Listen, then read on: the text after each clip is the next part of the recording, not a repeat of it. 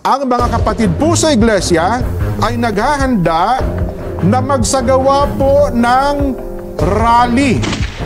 Magsagawa po ng rally upang ipahayag sa lahat ng mga kinauukulan na ang Iglesia ni Cristo ay pabor.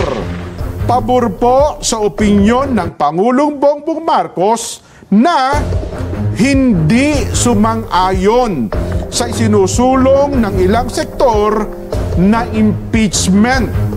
Dahil maraming problema ang ating bansa na dapat pong unahin ng ating pamahalaan. Ang Iglesia ni Cristo po ay para sa kapayapaan. Ayaw namin, ayaw po natin sa anumang uri ng kaguluhan na manggagaling sa kanino mang panig.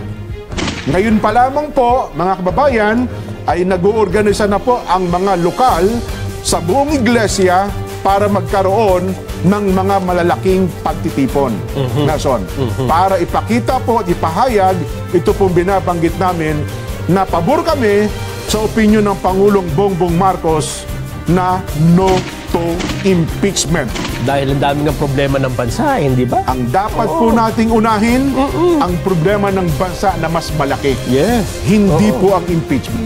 Meron talaga mga tao kasi na merong, ang tawag doon, may motibo eh. Parang ayaw nilang makita, malungkot sila, na makita ang bansa ay nagkakaisa eh. Diba?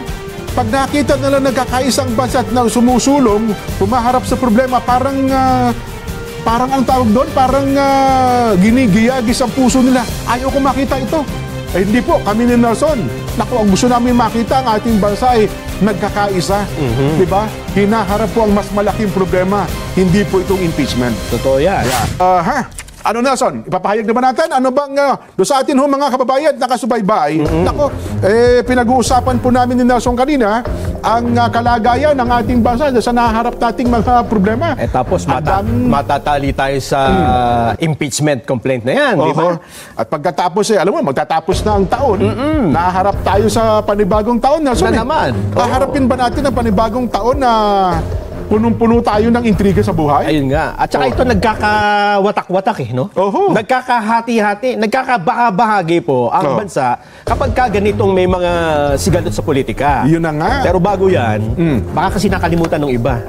Ano ba ang panawagan? Ano po bang opinyon ng Pangulong Bongbong Marcos tungkol dito sa mga inihain na impeachment complaint? Ito yung nauna pa lamang, ha? Sige nga po, liwanan natin, sariwain natin ang pahayag ng Pangulo, Nelson. Pakinggan po natin. Panoorin natin.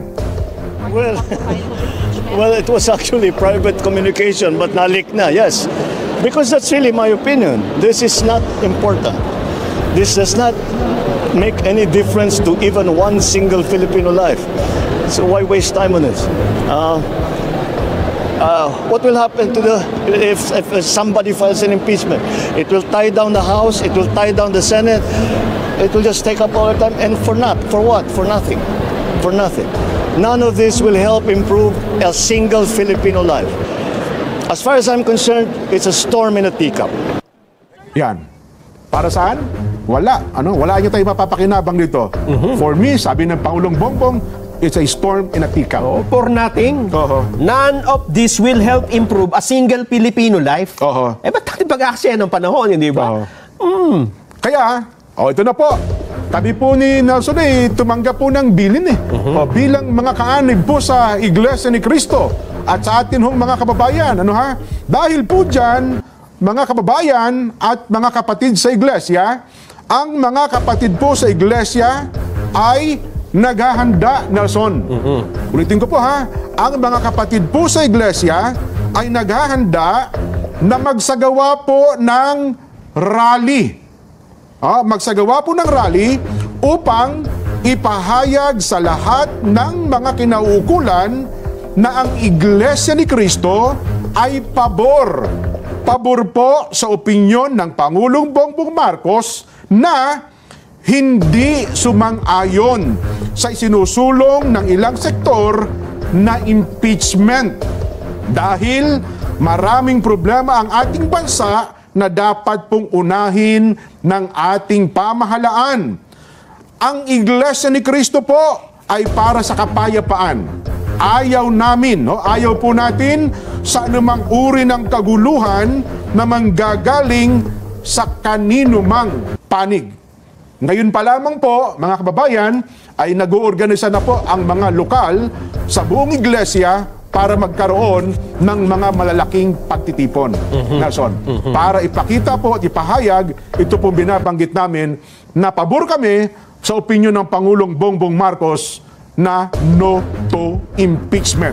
Dahil ang daming ang problema ng bansa, hindi ba? Ang dapat po nating unahin, ang problema ng bansa na mas malaki. Yes. Hindi po ang impeachment. At dapat maintindihan nyo rin na ito ay para sa kapayapaan. At hindi para sa anumang kaguluhan na posibleng manggaling kahit sa anumang panig. Ha? Tama. Dapat yun ang maintindihan natin. Wala tayong pinapanigan, kundi yung pagkakaisa at kapayapaan ng bansa. Well, opo. Dito naman kasi sa sitwasyon nakikita, Nelson, ako, ito sariling opinion ko na ito, ay meron talaga mga tao kasi na merong antagon, may motibo eh. Parang ayaw nilang makita, malungkot sila, na makita ang bansa ay nagkakaisa eh. Di ba?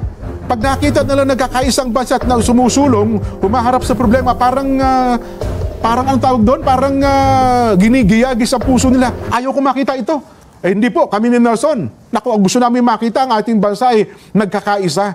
Di ba? Hinaharap po ang mas malaking problema. Hindi po itong impeachment. Totoo yan. Para magkaroon na rin tayo ng pagkakataon na harapin talaga. Ano ang problema ng bansa natin? Hindi ba? Ayan. Kung araw-araw kayo na sumusubaybay dito, kabisado nyo na. Hindi po ba? Na number one, ang mahal ng bilihin. Bagsak ang ating agrikultura. At ang solusyon natin, importasyon ng importasyon. Yan mo ba? Hindi ba priority ang tiyan? Ang kakainin ng mga mamamayan? Hindi ba yan dapat ang inuuna? Hindi ba, Jen? Sino bang makikinabang kung impeachment ang pagtutunan natin ng pansin? Magkakaroon ba ng bunga ang mga tanim? Gaganda ba ang ani ng palay? Hindi na ba tayo mag-i-import ng kung ano-anong agricultural products kapag natapos ang impeachment? Kaya again sa mga kabubukas naman ng kanilang radyo, ng kanilang telebisyon, at ng kanilang po mga social media account, inuulit po namin kami ni Nelson ay tumanggap na po ng mga tagubilin, at ngayon pa lamang, ang mga kapatid po sa iglesia ay naghahanda na magsagawa ng rally upang ipahayag sa lahat ng kinauukulan na ang Iglesia ni Cristo ay pabor sa opinyon ng Pangulong Marcos na hindi sumang-ayon sa isinusulong ng ilang sektor na impeachment. Kaya na pinanood natin, Nelson, ang Pangulong Bongbong pa no to impeachment. Bakit po? Dahil po maraming problema ang ating bansa na dapat pong unahin ng pamahalaan.